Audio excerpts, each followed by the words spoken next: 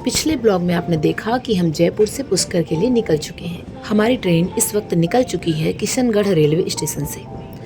एक दो स्टेशन बाद ही हम पुष्कर पहुंचने वाले हैं। ऑलमोस्ट तैयारी हो चुकी है, हम वेट कर रहे हैं कब हम ट्रेन से उतरे। हम भटक रहे हैं पुष्कर की गलियों में और हमारी फैमिली आ रही है। ये देखिए चूड़ियाँ खरीदती हुई राजस्थानी महिलाएं।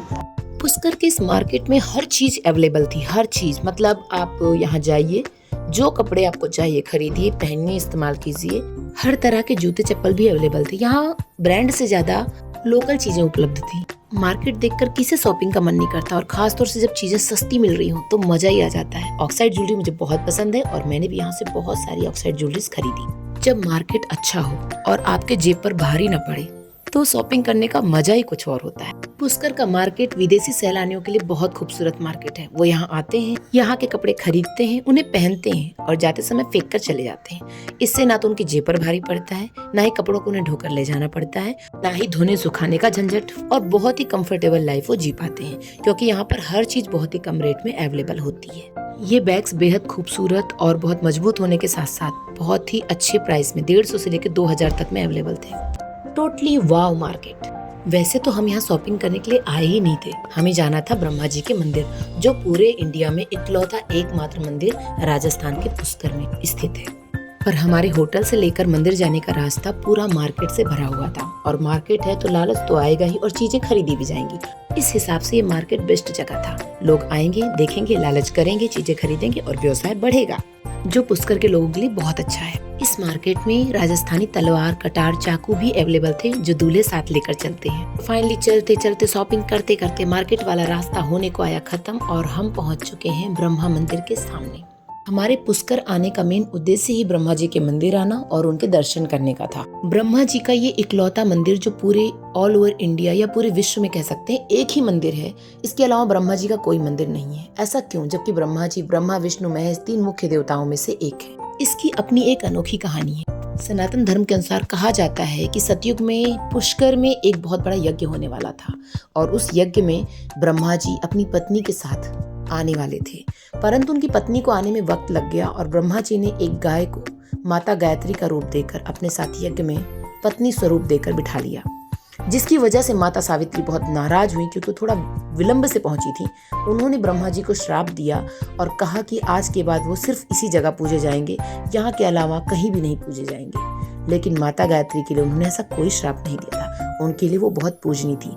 उनका मंत्र ओम भूर्भुवः स्वः तत्सवितुर्वरेण्यं भर्गो देवस्य धीमहि धियो यो नः प्रचोदयात्। इस मंत्र को वेदों का सार माना जाता है। हम लोग इस मंत्र को गायत्री मंत्र के नाम से जानते हैं। मंदिर में फोटोग्राफी और वीडियोग्राफी मना थी, तो अंदर की कोई पिक्चर्स नहीं है, और बाहर आकर हमने वीडियोस और फोटोज ली। मंदिर के दर्शन के बाद हम लोग गए डेजर्ट सफारी के लिए। यहाँ पर बाहर बहुत सारे गाइड और आपको घुमाने वाले लोग मिल जाएंगे जो आपको प्रॉपर गाइड करेंगे कि आपको किस चीज से चलना है। हम आपको लेकर चलेंगे, प्रॉपर प्राइस बताएंगे, ऊँट पर जाना है, ऊँट गाड़ी पर जाना है, या फिर डेजर्ट सफारी जीप पर जाना है, ये आप तय करेंगे। तो हम यहाँ पर जीप से गए। ये राजस्थान की वो जगह है जहाँ पर बंजारी या बंजारों से रिलेटेड चीजें शूट की जाती हैं। यहाँ पर पूरे बंजारी कपड़े थे। यहाँ पर ये कपड़े किराए से मिलते हैं। आप इन्हें पहनकर फोटो खिंचवा सकते हैं, वीडियोस बनवा सकते हैं। और ये है वो ऊँट वाली गाड़ी जिस पर बैठ के आप डेजर्ट घूम सकते हैं। हमारी जीप है ये। तो हमें देखना है डेजर्ट का सनसेट और हम हो रहे हैं उसके लिए लेट, तो निकलते हैं। तो हम आए हैं यहाँ पे डेजर्ट सफारी के लिए, और ये है प्यारे प्यारे कैमल सजे धजे हुए। आप देख सकते हो पीछे बहुत सारे। मैं कैमरा पलटती हूँ। और ये खा रहे हैं अपना खाना। ये देखो बहुत सारे। हम तो पकड़ के बिठाते हैं। मुझे तो यहाँ आकर पता चला कि कैमल काटते भी हैं। आपको पता था क्या? प्लीज कमेंट करके जरूर बताइएगा। तो यहाँ पर हम देख रहे हैं सनसेट और ले रहे हैं उसकी फोटो।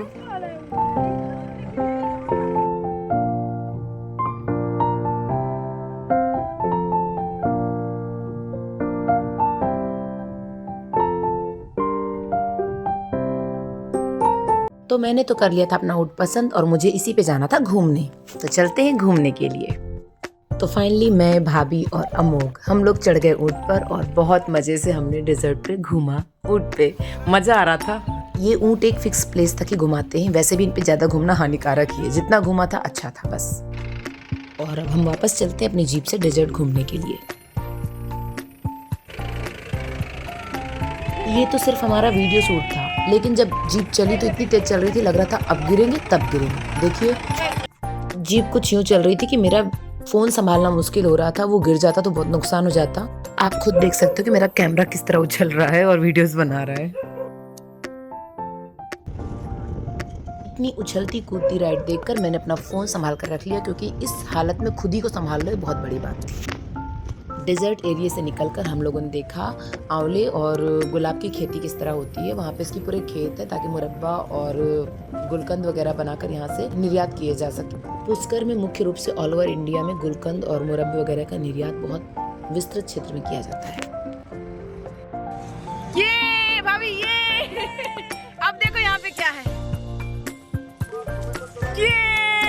ये ऊँट पे बैठ के हम नहीं आए, हम लोग बहुत स्पीड में चलती हुई उस जीप में आए और कमर में दर्द हो रहा है हमारे।